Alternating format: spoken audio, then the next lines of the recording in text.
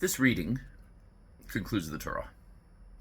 It also concludes Moshe's life, which should raise some questions if our tradition is that every word, every letter, every dot in the Torah, the written Torah, was dictated by God to Moshe.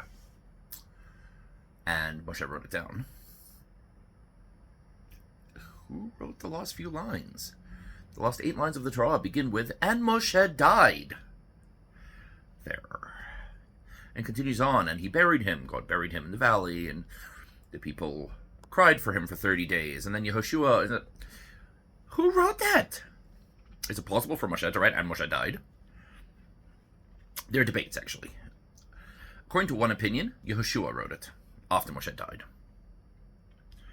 Other opinions are, no, Moshe wrote it crying. Uses the term bedema. Dema means tear, right? Bedima, he wrote it crying. However, there's a rather esoteric commentary called Ketavo HaKabbalah. It was a 18th century work, or 19th century, I can't quite recall, I think it's 18th century. It was rather polemic against the Reform movement. Make of that what you will.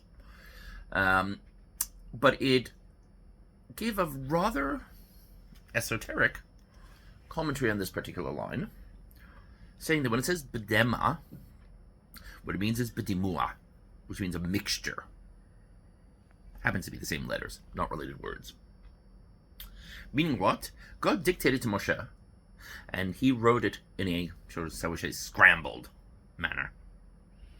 So he didn't know what it was. It was some esoteric, hidden meaning, hidden names of God, and that sort of thing. If you like your Kabbalah, there you go.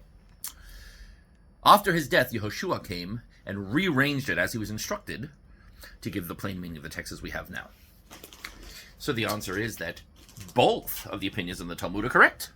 Moshe did write it, and Yehoshua did write it. Each one had a different stake in those lines.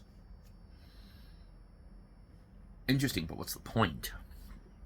Because this is the Torah we have today. The point is that there are hidden meanings in the Torah. There are esoteric meanings in the Torah. They're not revealed to everyone. That's why they're called esoteric. That's why it's called nistar, the hidden meaning of the Torah. But they exist. There is deep spirituality in there. The Torah is like an onion. You peel and you peel and you peel, and there are always more layers. Obviously, an onion doesn't always have more layers, but delve into it.